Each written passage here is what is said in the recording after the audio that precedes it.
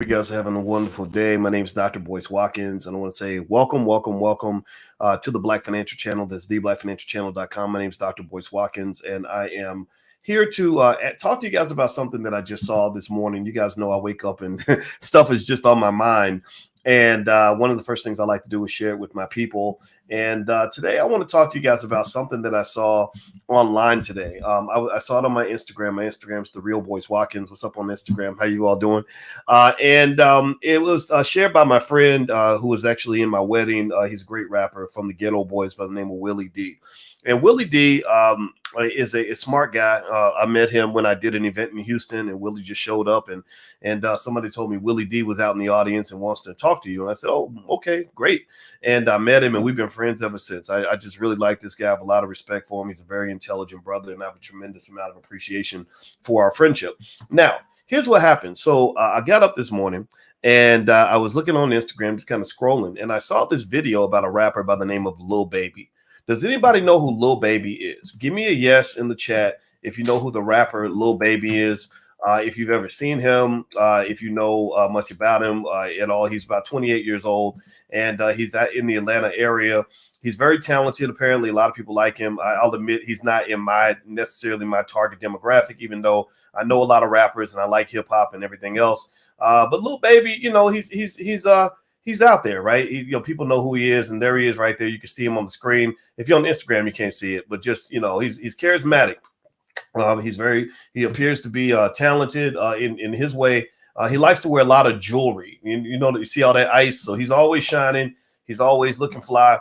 He's always kind of doing his thing. Now, I'm going to go ahead and just age myself by admitting that when I came up, rappers, we didn't want to call ourselves babies. We wanted to be grown men. We wanted to be big boys. I don't want to be little, and I don't want to be a baby. I want to be big boys, the big man, right? That's just how we came up. But maybe things have changed. I have no idea. I'm not here to judge that. And that's not even really the topic of the conversation. So here's what I want to address. And if you can hit the thumbs up button, please hit the thumbs up button. Thumbs up, share, subscribe. So Willie D shared a video today that drew some conversation. And the video was very short, and it showed an image or a short clip of Lil Baby in the jewelry store. So Lil Baby was in the jewelry store getting iced out. Like a lot of rappers, they don't buy like a couple little chains like this. This isn't real gold, by the way, so it wasn't cheap. But they don't get one or two chains. They got to have 10, 15. They got to have it on every arm and a ring on every finger. I got my wedding band. I got this, and I got a bracelet. Right? But for whatever reason, in hip hop, there is a culture that was established. Probably started way back in the Slick Rick days, with rappers somehow believing that they have to wear like 80 pounds of jewelry to become legitimate. I don't get it. It don't make a lot of sense to me, but I'm not a rapper, so that's just what it is. The same way they stack up on jewels, I'm a scholar. I stack up on books. So maybe as a scholar, like I can show y'all a picture of a stack of about 15 books I have right over here, right? So they stack up on gold. I'm stacking up on books. That's just what it is. But anyway, so here's the deal with Lil Baby, and this is what I wanted to talk about a little bit. And I don't want to sound like an irritating old guy or anything like that. I want to sound like a person that really wants this to be a productive discussion. So I saw this clip that Willie shared where Lil Baby goes in the jewelry store, and apparently they overcharged him. Apparently they accidentally charged him $250,000 when they should have charged him $25,000. Accidentally. I don't, me, I'm a conspiracy theorist. I don't think that shit's accidental. I think they're like, okay, is he high? Is he drunk? If he's high and drunk, we can overcharge him. They won't even notice. Now, just believe this. This happens all the time. There's a lot of rappers, a lot of athletes. I'm not saying Lil Baby's in that category. I don't know this guy, but a lot of rappers and athletes really are in the category where they maybe never learned that one of the things about protecting your wealth means being alert. When you are promoting a culture of drug addiction, drug use, extreme types of behavior that keep you out of your right mind, well, that means that people that are alert, that are financially conscious, that are aware, are constantly watching you. Let me give you an example. One time I went and I told you guys I like to play poker, and I'm pretty good at it. I've won tournaments with like hundreds of people in it because poker is a great game of math, strategy, and psychology. I'm pretty good at those three things. And I remember watching one time where there was this drunk white lady on a cruise ship. And you could tell she was rich. She had all these fancy she had a big old rock on her hand and was just throwing money around and everything else. And so she was playing poker. She wasn't very good. She was half drunk. She didn't really care. She was just slinging money around like it wasn't nothing, like a rapper in a strip club. Well, there was a guy that sat there on the ship the whole time. And he didn't look like a guy that had a lot of money. He looked like a guy that worked for a living. He looked like a guy that didn't necessarily have a whole lot of money at home, and he was just watching this lady the whole time. And every time she would play poker, he would always play against her. He always wanted to be at the table when she was at the table because he knew that she was giving money away. She was making it rain, and he was standing there with his bucket. She was throwing money away. He was sitting there, and he was alert and watching her very closely to see how he could get that money. That's what I think about when I see sometimes what happens with not Lil Baby. I don't know this guy, but sometimes this will happen when you see whether it's a rapper or an athlete, where you are intoxicated by the booty and the bling and the drugs, and you just kind of doped out and you just throwing money around, like like how Antoine Walker, who's from my generation, who went through $100 million and ended up flat broke because he wasn't financially aware. Allen Iverson made over $100 million, if I'm not mistaken, and he ended up having some financial problems. Now, he still got that Reebok deal, but I broke that Reebok deal down actually to explain to you all that even then, I think Reebok ripped him off. I really think Reebok got a crazy deal. Like literally, if you use financial models, the kind of models we use in academia to value that Reebok deal, you'll find that literally they got him to sign a lifetime deal for less than $10 million. How in the hell do you lock an athlete like an Allen Iverson in for life for less than 10 million, right? That don't even make any sense. But that's what they did, but because they made it look big by using what they call the time value of money. They said, oh no, we're going to give you this big $50 million payment way out in the year 2030. It's way out there, right? So people don't understand that time is money. Money is time. And when you add time, you're really taking away money. So when they say, oh, we'll give you this money further down the road, what they're doing is they're actually taking money away from you. So let's get back to Lil Baby. Let's get back to the lecture at hand so we can kind of get our lesson out of this. And so if you could, do me a favor, hit the thumbs up button, thumbs up, share, subscribe. Somebody says, I'm ready to sign up for your courses. Well, you are certainly welcome to join us in the Black Business School. It is totally free to get started, by the way. Don't let anybody tell you that it costs money to join the Black Business School. Anybody in the community can join. We do Powernomics class every Wednesday. That is 100% totally free to every member in the Black Business School. Powernomics that's what Kanye West called me about, because Kanye West is obsessed with Powernomics. That's why you see Kanye making the power moves that he's making right now with Gap and the Adidas and all that. That didn't come out of thin air. That came from Dr. Claude Anderson writing that book that we study every Wednesday, because he's learning that if he doesn't have his own, he's always going to get exploited. Kanye also had deals with Adidas, the Gap, everywhere else. Now Kanye's starting to wake up economically. When Ice Cube reached out because he was obsessed with Powernomics. What do you see with Ice Cube? He's doing something a lot of these dudes are scared to do. He's running a sports league. Ice Cube ain't trying to become a 1% owner of the Buffalo Bills. Ice Cube's trying to be the commissioner, the owner of every team, and the guy who controls the whole kingdom. That's gangster shit. Like, that's what you do when you really want to play this game of economics at the highest level in a power-based framework. Do you understand what I'm saying? Give me a yes if you get what I'm saying. If you get it, if you're feeling it the way I'm feeling it. I'm acting like this. I'm acting like a weirdo because this is how I feel. I feel like for Black men, especially, and women too, some of y'all women get it more than the men do. Some of y'all women got bigger balls than some of these guys. You're out here killing it. You're out here owning things. You're buying things. You're controlling things. You're gaining power. That's what I want to see. That's what I want to see. So long story short, Powernomics classes every Wednesday night. It's totally free. Just go to my website. Go to boycewatkins.com. You'll see a lot of stuff there. In fact, my wife is a therapist. I even brought her on board to help because she's an expert on the subconscious mind, which is the thing that they control when it comes to Black people. The subconscious mind is how they get your money. The subconscious mind is how they keep you under control. The subconscious mind is how they oppress you. So she's an expert on the subconscious mind, and she's doing something tomorrow, which you can join. You can visit that for free. Visit that class for free. And it's financial rehab. She's doing a session tomorrow, Sunday at 8 p.m. And you can go to boycewatkins.com. The link is right there at the top. Financial rehab with Dr. Alicia. If you're on Instagram, just hit the link in the bio. You can join us tomorrow. Like, we're trying to really get this done. So let's dig into this. Let's talk about this Lil Baby thing, because I want to make this point. All right, so Willie D shares this video of Lil Baby in the jewelry store. They are supposed to charge him $25,000. Instead, they charge him $250,000. That's a big ass gap. That's not an administrative error. That's not like, well, we thought you got 2 orders of fries, but so we charge you an extra $1.65. No, that's like we gonna rob this dude and hope that he don't notice. Now, I don't know if they did it on purpose or not. I don't know. And shout out to Lil Baby for noticing, or whoever noticed on his team. I think that's great. But I mean, seriously, don't y'all think that's a little weird? I mean, how would you feel if you went to the store and they literally charged you 10 times more than what the actual price is supposed to be? Now, sure, maybe it's an extra, maybe it's like an extra zero, administrative error. My wife had that happen to her actually when she went to go get a hair weave. Not, it wasn't a hair weave, it was some hair stuff. She don't wear weaves. She wears, sometimes she'll get those extensions and stuff. I don't understand women's hair. Like sometimes your hair will be long and it'll be short, and that's like a magic trick I'll never understand. But either way, though, that does happen. So they do this, right? And then when Lil Baby brings it up to them and says, "Hey, y'all made a mistake, give my money back," they basically said in this video, and I believe it's real, it looked real, that we'll give you $250,000 in store credit. So they didn't give him the money back, like in cash, which would be a lot of cash. They didn't put it back on his credit card. They said, we'll give you $225,000 in store credit. I don't know, how many of y'all feel a little bit weird about that? And Willie, shout out to Willie. Willie's a smart guy. Willie was like, store credit? I didn't pay you in store credit. I paid you with dollar bills. And you're paying me back with store credit, which really kind of means, think about I want you to process this for a moment. Store credit means that money's still going to get back in his pocket anyway.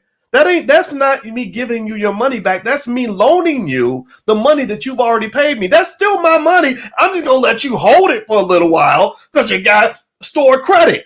Now remember, pay attention. Now think about this. He gave them real money. So they've got this money in their bank account. They're going to take this money home and feed their children with it. They're going to buy another property with it. They're going to put one of their kids through college with it, because $225,000 will pay for a 4-year college degree at a lot of universities. $250,000, $225,000 will buy you a whole entire house that will probably appreciate in value to $500,000 in the next 5 years. $225,000 will feed a whole lot of families. It'll buy a whole lot of everything for a lot of people who really need money. So $225,000. I know, I get it. You're a rapper, you're doing shows. They paying you 80 grand a show, 100 grand a show, right? Money ain't nothing but a thing. It's easy. But see, you come from a community where getting $225,000 ain't easy. There's HBCUs out here that would give their left pinky toe to get a $225,000 donation. They can't get that. They can't get their alumni to write a check that big, because 99% of their alumni can't write a check that big. So the reason I took a moment to take this morning to kind of talk about this a little bit is not because I'm beating up on Lil Baby. I get it. I understand. Look, it's his money. They call him Lil Baby, but he sounds like he's a grown-ass man. He's making records, making money, got women, doing well for himself. God bless that, right? So it's his right to do what he wants with his money. So I'm not commanding anything or anybody. I'm not shaming anything. I'm just bringing awareness to it, economic awareness. First step toward having money is to be aware of where the money's being lost. It's like if you have a football team and you're losing games. Like black people, we're losing wealth. We're like a football team that's losing games. The first step toward going from a losing culture to a winning culture is awareness of why you're losing. Oh, well, the reason I went through your stats, and the reason that you're losing every game is because your defensive line is allowing the opposition to get 6, 7, 8 yards a carry. And you can't win football games if your defense is that weak on the front line. So this is what you got to fix if you want to start winning games. Do you understand? It's awareness. It's understanding. So when you talk about economic awareness, everybody want to talk about being woke, what it means to be woke. And Lil Baby, shout out to him. He's known for being a little woker than some of the other rappers. He got invited to the White House by Joe Biden. Now, mind you, they don't invite people that are going to ask the hard questions. They're not going to invite me to the White House. So sometimes I have to work through the rappers and the entertainers to get the message out. So when Ice Cube goes on CNN, me and him talked before he went on CNN to say, okay, I think if you bring this up, this will work. If you bring that up, LL Cool J, I remember once he called me, he got stuck in a political situation. And I said, well, I think if you look at it this way and approach it that way, this will help you deal with the controversy. it worked. I saw him on Jimmy Kimmel, and he said exactly what I said to say, and it worked. I was like, good for him. When Charlamagne the God was interviewing with Joe Biden, I remember saying, I texted him. I said, hey, man, if you ask him about this, this will trip him up. And ask him about that, this will trip him up. So Charlamagne trips up Joe Biden, right? So sometimes we got to work through the entertainers, because the entertainers, unfortunately, are the voices that white folks will listen to. But they don't really want to listen to the scholars. They don't want to really listen to the people that ask the hard questions. They really don't want to listen to the teachers. They really don't want to listen to the lawyers. They really don't want to listen to the doctors. They really don't want to listen to the parents. They really don't want to listen to the people that are really making this damn thing move.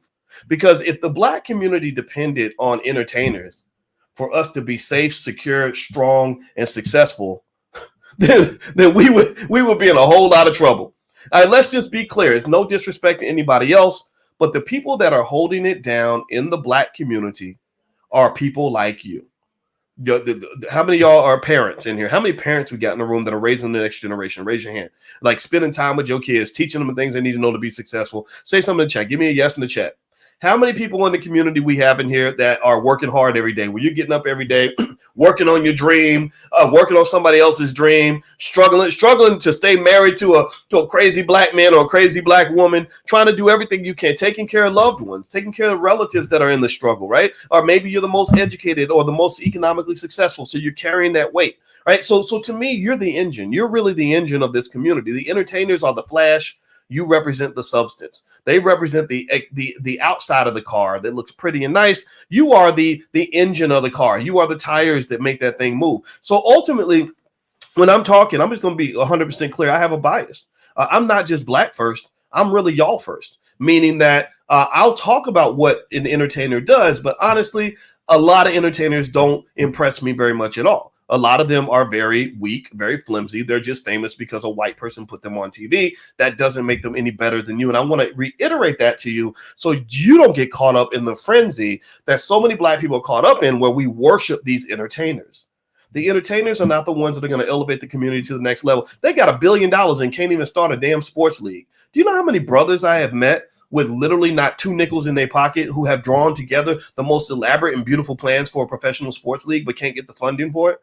And you got rappers that will rap every other track, will tell you how much money they got, but can't show you what they built, can't show you what they're creating, can't show you anything they've done to create more than a couple of jobs for their homeboys. So I'm looking for the rapper who can create 10,000 jobs for Black people. I'm looking for the Black Elon Musk. Elon Musk is gonna, by the time he's done, he will have created probably about 1 million jobs for 1 million people. I want to see the Black Jeff Bezos. Jeff Bezos creates 1.1 million jobs for Amazon.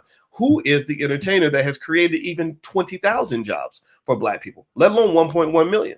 That person doesn't exist. It's going to exist, but when that person does exist, it's going to come out of our tribe. It's going to come out of this collective. It's going to come out of this group. It's going to be one of your kids. I kid you not. That's where it's going to come from. When I went to Tulsa, and I'm gonna get back to Lil Baby. I promise. Y'all know me. I rant a little bit, so I got to tell you the whole story. But when I went to Tulsa and I sat down with 5 Black men who are in this group called Tech Stars. Tech Stars is harder to get into than Harvard University. So these 5 Black men, I never know who knows any, I never know who recognizes me and who doesn't. I really don't. So I just assumed that y'all hanging out with white people, so y'all probably don't even know who I am. I walked in there, all these guys ran over to me, and some of them were in the Black Business School, and they were like, Dr. Boyce, yeah, man, I want to talk to you, man, but wow, you inspired me to start my company. And so let me tell you what I saw that really inspired, they got me super excited. These guys literally have companies that have a very reasonable possibility of one day being worth over $1 billion. I kid you not. At some point, I want to bring them on the platform once it's ready. Some of the stuff, when you get to where you're talking about, tens of millions of dollars being invested, that stuff stays top secret for a while. But I cannot wait to show you these guys, because these are the superstars. These are the guys that are going to become the tech billionaires who are going to remember what it means to be pro-Black.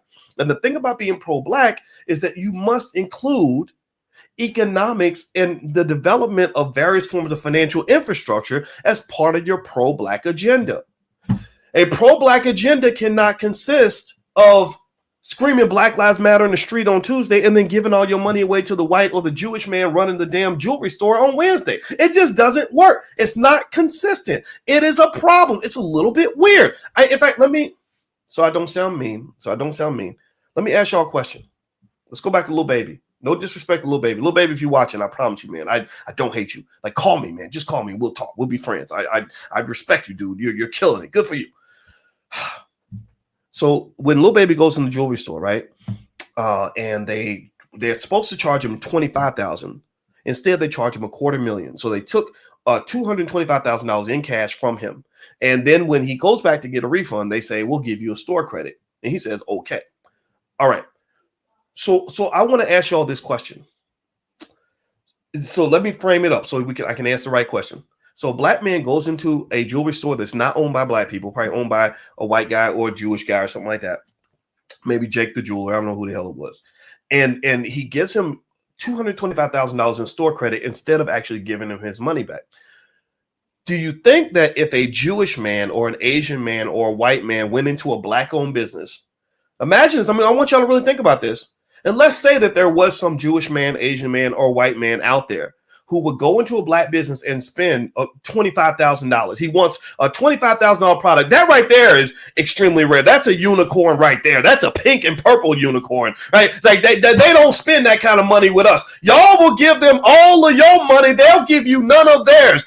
That explains another reason that you have the big wealth leak. That's your wealth leak. That's in economics, we call that a trade deficit, right? There are things that you will do for them that they would never do for you.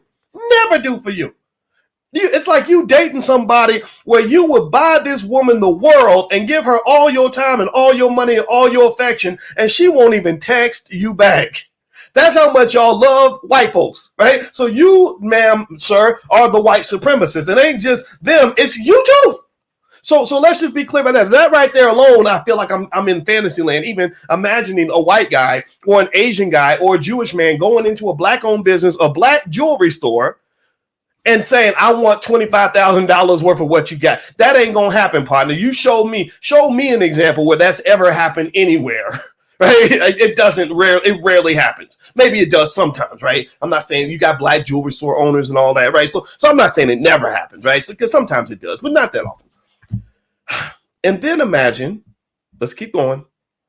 Imagine that instead of you charging him $25,000, your clerk accidentally hits an extra zero and charges them $250,000. And then when their credit card swipes, somehow no one notices that the number's a lot bigger than what it's supposed to be, and $250,000 comes off their credit card. So first, and then at that point, they're probably going to think you're a crook. They're probably going to think that it wasn't accidental because you are black after all, right? So let's assume that they just believe it's an honest mistake. So this white man, Jewish man, Asian man, whatever, Arab man, non-black comes back to your store and says, sir, I looked at my receipt and I just noticed that you charged me $250,000 instead of $25,000. That's more than I agreed to pay. And do you think, give me a yes or no, give me a yes or no in chat. I want y'all to answer this. Everybody answer. Do you believe that they would be okay with you saying, oh, well, we'll just give you a store credit? Do you think that they would be okay with that? And say, no, we're not going to put it in your card. We're not going to give you the money back. We're not going to write you a check. We'll just give you a store credit. So now you can come back and get $225,000 worth of our merchandise. So, like, do you really think that they would be okay with that? I really wanted to draw it out for you so you can just see in plain view the sheer hilarity of the economic relationship that black people have with the rest of the world. There is shit that they'll do to you and with you and with your money that they would never, ever allow you to ever do to them in 10 million years. Ain't no Jewish man I ever heard of going to take a $225,000 worth of store credit from a black-owned business when he could have got his cash back. So this is the part that I just want to challenge on. I want us to think about these things, right? And my buddy D1, who I just love this guy. He's such a great guy. He's super smart. D's actually at Harvard right now. Y'all may not know this, but so you can't say all the rappers are not that smart. This brother's at Harvard literally right now as we speak. And D made a good point. D said, well, honestly, I don't see anything wrong with it if he's going to come back to that store and he's planning on spending that money. And I didn't have a problem with that at all. I thought that was perfectly fine. And again, I want to reiterate that when you're talking about another man's money, that's his money. He can do whatever he wants with it. But what I am trying to get us to consider is, what does it mean to have some degree of community responsibility? or community accountability. What does that mean? And I say this because, in particular, with the rapper Lil Baby, if I recall, I remember noticing him because he was invited to the White House because he did a song, I think, called Black Lives Matter, or I don't know if it was called Black Lives Matter, but it was like a song that was kind of a soundtrack to the movement.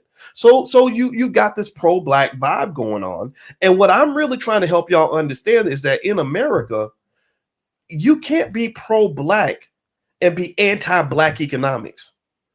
You cannot, it's impossible for you to say, I'm going to move the black community forward, but I'm going to throw my money away and give my money to white folks at the same time. And the reason is because money is power. Money is power. Every time you spend $1, you are transferring your power to another person. So if white supremacy and racism is your enemy, your adversary, then why would you transfer power to your adversary and then claim to be fighting the adversary at the same time? If I'm in a football game, there is no coach in the history of the world who would say that I'm going to win more games by giving the ball to the opposition every time I go on offense. They would say that's insane. You don't do that. You punt if you have to. If you have no other option, you punt the ball. But even then, you're kicking the ball down the field. You're making it hard for them to get down the field. You cannot say, sit, hut, and then find the defender and throw the ball to the defender and think that that means you're going to win the game. And that's the problem. In the game of competitive global economics, black folks play the game backwards sometimes. We think, and other groups don't have this problem. Ain't no Asian person gonna run up in your business and drop $250,000 that they could have spent with an Asian business. They're just not gonna do that. That's just a fact. Ain't no Jewish people I've ever met gonna go and say, oh, well, I'm gonna pass up all the Jewish businesses so I can find a black business and go give them $250,000 of my family's wealth. This is capital. That's big money. $250,000 can easily grow to $1 million in about 5 to 10 years if you invest it right. There are lots of flips in the hood. There are places you can buy property you can buy that would literally be worth $1 million in 5 to 10 years. You're talking about legacy, generational wealth. You're talking about the kind of wealth that's transformative in the lives of people. You're talking about the kind of wealth that can, I don't know, pay the lawyers if you get caught up in a RICO charge like they're doing down in Atlanta. I don't know if y'all been following what's going on with the Atlanta rappers, but apparently there's a little bit of a rift between the some of the rap community and the people in the DA's office, prosecutor's office, and the mayor's office. They talking about RICO charges. Last time I checked, the number one goal of a RICO charge, I'm going to talk about that for 1 second, of the biggest goal of a RICO charge is not just to lock you up. It is to devastate you financially. Their goal is, they're like, look, we're the government and we can have you on trial for the next 60 years. And so just being investigated and being on trial with the government means we know that even if you beat the case, you're going to be so financially devastated after we done reclaimed and repossessed all your shit and have drug you through court, have you paying $400, $500 an hour lawyers for the next 10, 20 years. You're going to be so destroyed spiritually that you won't be able to really function at that point. You just won't. When Joe Biden passed his incarceration laws, which is why to this day I'm not voting for that man. I'm sorry. I know y'all hit me up and say, yo, it's the past. You got to forget it. Well, no, to hell with you. No, it ain't the past. It's very real to me. It was very traumatic to watch my friends get 50, 60 years in prison. When Joe Biden passed his little crack cocaine laws to lock up black men back in the 90s, one of the things that he said in one of his speeches is he said, not only will you get a mandatory number of years for having small amounts of crack, far less than what Hunter Biden, his son, carries around, right? Hunter's the crack king. He smokes it up, probably sells it, all this other stuff. But again, this is white. This is racism, right? So his laws don't apply to Hunter. They apply to you, right? Because you are the hunted. His son is Hunter. You are the hunted. So they're hunting you. So not only will you get a minimum number of years in prison if we catch you with this shit, but on top of that, he said the government then has the right to possess everything that you have. To take everything that you have, not just the money you made in the drug deal, not just the money that you have connected to your dope business, but every single asset that you own anywhere at any time. And then anybody connected with you is going to be financially ruined. Do you understand? I knew a guy in Chicago who got caught up in a drug situation. They hit him with a RICO charge. They locked up. They gave him 14 life sentences with no parole. They locked up his brother for 20 years. They locked up his sister for several years, and then they even locked up his mother.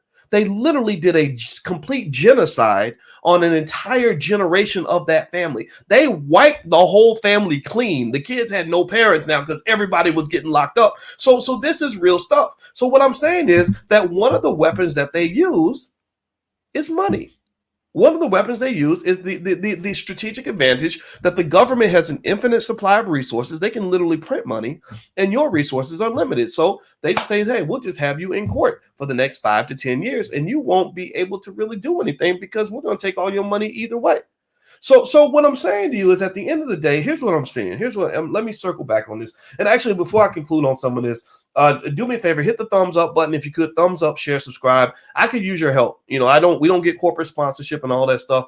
We could use your help sharing this video. If you see something here that you think can help somebody, I am a teacher. I want to be helpful. Even when I'm being an asshole, my goal is really to be helpful. Deep down, I want to be a nice guy. I promise you. Sometimes it may not come out like that, but I have to say that because some of the rappers think I hate them because of the way the stuff comes out. But I'm like my dad. It just comes out. I got to say it. So you can't say nobody told you. So if you believe that this helps somebody, if you could share the video, subscribe to the channel and all that, that really helps us out a lot. Also, I want to remind you that my wife is doing financial rehab. We opened up that class tomorrow for free. So if you go to boycewatkins.com, or if you on Instagram, click the link in the bio, and you can go look for financial rehab with Dr. Alicia. And she talks about the psychology of how you view money and how that affects your spending habits, how that affects your investing habits, how that affects trauma. Financial trauma is a very real thing. She's a certified trauma professional. Lots of Black people are traumatized. A lot of these psychological variables that you don't talk about really have a huge effect on how you view all your choices, right? So Lil Baby, I looked at Lil Baby's background. He's probably been traumatized. His father left when he was 2 years old. It was just him and his mother. I think he had a sibling or two. And then by the time he's in high school, he drops out of school and starts getting locked up on dope charges. All that is very traumatic. So ultimately, what I want to say is I think that we should have compassion. Right. When we and I'm learning this, I promise you, I'm trying to learn this, that, when we see people doing things that don't make a lot of sense, I think it's important that we try to understand what's going on, how the post-traumatic slave syndrome kind of works, and how we can kind of help each other kind of work through some of this. Because one of the challenges that you have is that some of your wealthiest, most powerful people are giving away all of your economic resources. And then there's nothing left for the community. So you are representing this hood. You are a representative of the hood. You come from your hood. You come from your block. You're rapping about your block all around the world. Millions of dollars are being made because of the legacy built by your block. But then every time you go back to that block, it's still the same old block. Well, to me, that block should be beautiful by now. That block should be wealthy by now. That block should be completely Black gentrified by now, where you have the nicest of everything because all this wealth was made off of the trauma and the suffering and the pain and the misery experienced by people on that block. So to me, if millions of dollars, even billions of dollars are being made from the trauma experienced by the people on that block, then why aren't the people on the block benefiting from all the economic rewards that should come from the fact that their trauma has been commercialized on a mass scale? I need y'all to really think about that. You can't represent a hood and I mean, really represent a hood and make a lot of money from representing that hood and then have that hood still be the hood. That doesn't make any sense. So do me a favor, thumbs up, share, subscribe. Also, don't forget, everybody, the All Black National Convention is coming up. That's going to be in Charlotte, North Carolina. If you go to allblacknationalconvention.com, you can take a look, and I hope you'll join us in Charlotte. It's going to be hundreds and hundreds of people. It's a great experience. It's a completely Black-owned. We can invite whoever we want. So we're going to have some interesting people this year. We got a billionaire, Mike Roberts. We're going to have a conversation with a billionaire. He's a Black billionaire who's very pro-Black, and I love Mike Roberts. The former CEO and current chairman of the board of the Air Jordan brand is joining us, Larry Miller. Larry Miller is a brilliant guy. All these kids run around wearing Jordans. Well, that's because of Larry. It's because of Larry's genius. Larry is the reason that all these kids want to get Jordans or spend hundreds of dollars on Jordans. He's a smart guy. He's 100% pro-Black, and I really like this guy a lot. Rizza Islam is coming. Rizza Islam. The reason we don't want corporate sponsorship is so I can invite brothers like Rizza Islam. Rizza is one of the great young Black leaders of this country, and I want to support him every chance I get. And you got a whole long list of other amazing people that'll be there. So if you'd like to join us in Charlotte, just go to allblacknationalconvention.com. If you're on Instagram, just hit the link in the bio, and you should find information there. It's going to be at the downtown Sheraton Hotel. So I hope you guys will join us at the convention. All right. So my final conclusion is this, very basic here. I think that we have to acknowledge the fact that in order for us to really prove that Black Lives Matter, for us to really prove that we're pro-Black, be one, all these other things that we say, we must always include economics in the conversation. America is a capitalist society. Capitalism is deeply connected to economics. In fact, if I look up the term capitalism, let's see here. Let's see here. Capitalism. Let's look at the definition of capitalism. The definition of capitalism is an economic and political system in which a country's trade and industry are controlled by private owners for profit rather than the state. So basically, it's saying that your entire system is one in which the trade and industry, trade is where money gets made. Like, so when Lil Baby went to the store and bought the jewelry, there was a trade. I give you $250,000, you give me jewelry, right? So trade and industry is where jobs are created. When all of us are growing up to being trained to look for jobs, well, we're looking for jobs because we're hoping that people have industry develop. If you go back to a lot of hoods, you don't see a lot of industry, but if you go out to the suburbs, there's a ton of industry because that's where the power is. So it is an economic and political system. So it's the economics and the politics connected. They're not disconnected. So you cannot talk about politics if you can't also talk about economics, in which a country's trade and industry are controlled by private owners for profit rather than by the state. So basically, a lot of times, capitalism is basically saying that money controls everything. Money is the power. Even black political candidates can't run for office unless they have, $100 million in the bank. So ultimately, I just want to encourage you to understand this. I want to encourage you to share this with other people. I'm not just teaching the students, I'm teaching the teachers. You are the teachers in your family. You're the teachers in your community. The stuff that I'm bringing to you, remember, this is what my doctorate's in. So I'm not bringing to you simple ideas. I'm bringing to you cutting edge advanced ideas. If you internalize even a fraction of what we talk about on this platform, you will be smarter than most white people. And that's the first step to dominating the economic game. Yeah, I know that they owe us reparations. We're going to go get that. I know that they did terrible things to us. We're going to go deal with that. But at the end of the day, economics is a game of the intelligence, a game of the aware. It's the game of the prepared. It's those who practice and study and understand what's going on. If you're aware, intelligent, and you know what's going on, then guess what? You're going to be the canary in the mine that collects the money before everybody else. The early bird gets the worm. Gentrification is a multi-billion-dollar process that in which wealth was accrued by people who simply got there first. It's no different from basketball. If you try to take a charging call, you got to get to the spot first. If you play defense, you got to get to the spot first. If you're going down the court trying to score on the layup, you got to get to the basket first. Who gets there first is the person who wins. And the person who gets there first is the one who's ready. This is why I am 100% against anything in music that encourages our young people, our brilliant, bright, and amazing young people to become drug addicts when they're 17, 18 years old. Because ain't no junkie ever gonna be a competitor to this white man's peril. You can't compete against white supremacy if you are addicted to the dope. If you are a slave to the drug, how in the world do you think you're ever gonna be free? Junkies aren't free. When you have the relationship between the pusher and the junkie, the pusher has all the power. A relationship between the pimp and the hoe, the pimp has the power. We can't raise our children to be little junkie hoes. Right? We can't. I don't want to raise junkie hoes. I don't want to raise people that are addicted to somebody else's power and following somebody else around and always begging somebody else and always asking, waiting for somebody else to give me instructions. Yeah, boss, what do you want me to do, boss? Wait, can I get a job, boss? Can you help me out, boss? Boss, I need your support, boss. Can you? We don't do that here. You must have the courage to get to the spot first, which means you must have the courage to lead. Everybody can't do it. I get it. Everybody ain't built that way. I get it. But some of y'all got that in you. And I'm the person who's just going to be in your ear periodically to encourage you to just go for all of that shit. Do not fold into what the world wants you to be, because the world don't want the black man to be a man. The world wants the black man to be a little baby. No disrespect to Lil Baby. I know that was that was a little bit mean what I just said. I'm not dissing that, but really, I want some big men and big women. I want some people that really want to lead. That's what I think. That if you do that, I think you're going to win. And the reality is, at the end of the day, while racism is very real, a white man will never be able to stop you from picking up a book. A white man will never stop you from starting a business. A white man will never stop you from taking care of your kids. A white man will never stop you from buying property. A white man will never stop you from getting what's yours if you're prepared and if you do the right thing and if you move forward with intention. So let's just be intentional in everything that we do. Do we get it? Give me a yes in the chat to let me know I didn't waste my time. My wife's been waiting on me, so I'm about to get on out of here. I'm about to go be intentional about spending some time with my beautiful wife. And I just want to say hello, everybody. I love you. Thank you for listening. I appreciate it. And again, anybody in Atlanta that hears this, or Lil Baby's team, or because I know people that know him and all that, just know this is not a diss. This is just a point of clarity. This is just me doing for the world what my father did for me. Sometimes my father would give me good information, good advice, and it didn't always come out the right way, but I know that his heart was in the right place, and I want you to know that that's what I'm trying to do. Okay, so thumbs up, share, subscribe if you have not done that yet.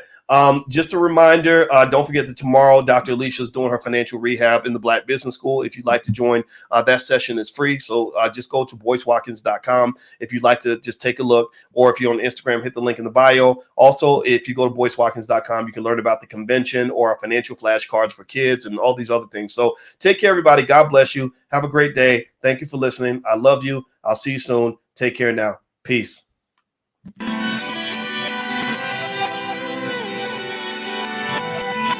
Here we are, clan the isms, cataclysm, great. Our people out here struggling, trying to make it in this state. Everybody out here doing it, but we the ones who late. Now family, we the ones who gotta delegate. Get that money in the power, never be fake. Stick to co-sign for 3. What did he say? Create jobs, support our own. Educate the same and buy back your home. Got 3 degrees, triple 10. 3 PhDs, now we on the CNN. DBTV, let's talk about negligence. Ignorance is bliss, but we can turn it to intelligence. Believe none of what you hear, half of what you see. Let's break it down here on Dr. Boyce TV. Here we are.